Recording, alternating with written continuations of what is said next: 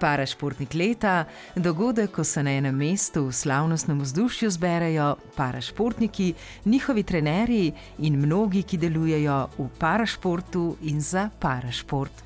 Vse do najvišje, lahko ji rečemo kar prijateljice parašporta, predsednice države Nataše Pirc Musar.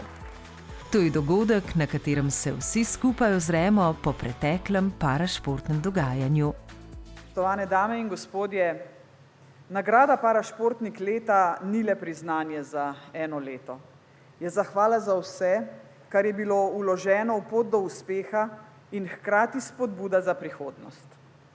Vsakdo, ki je danes tukaj, nominiran, nagrajen ali kot podpornik, je del močne skupnosti, ki premika meje in spreminja pogled družbe.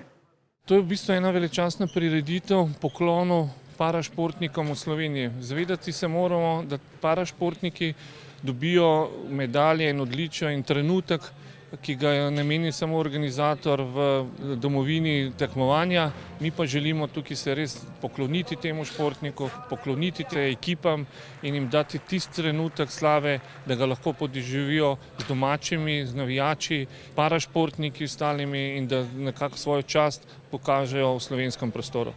Parašportni rezultati so tisti, ki so najbolj vidni in najbolj odmevni.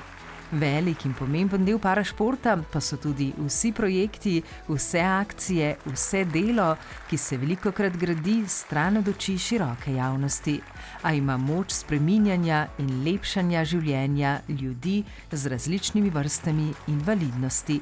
Zato so zaslužni tudi mnogi prijatelji parašporta. Med njimi tudi Mira in Jordan Jakin. To je bilo kar eno veliko presenečenje, ker so nam rekli, da se moramo malo slikati in sva bila res ful presenečena, da sva to dobila.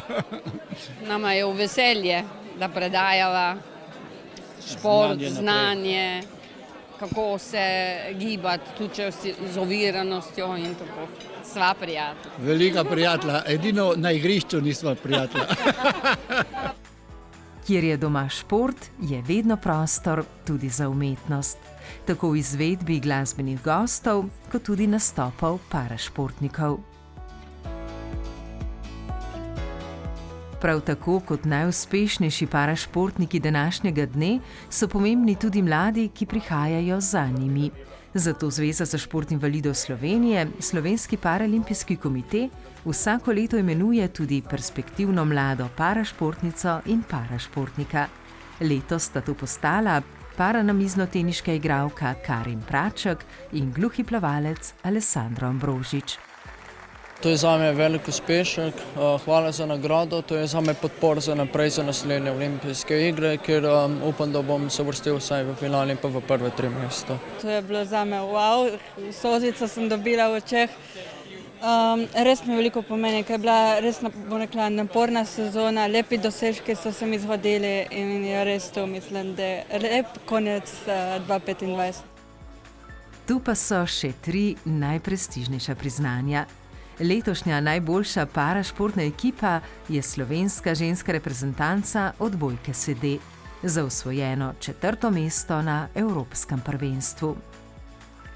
Najboljši parašportnik za leto 2025 pa je že 3. postal gluhi teniški igralec, 4. na nedavni olimpijadi gluhih in 3. na odprtem prvenstvu Avstralije Marino Kegel.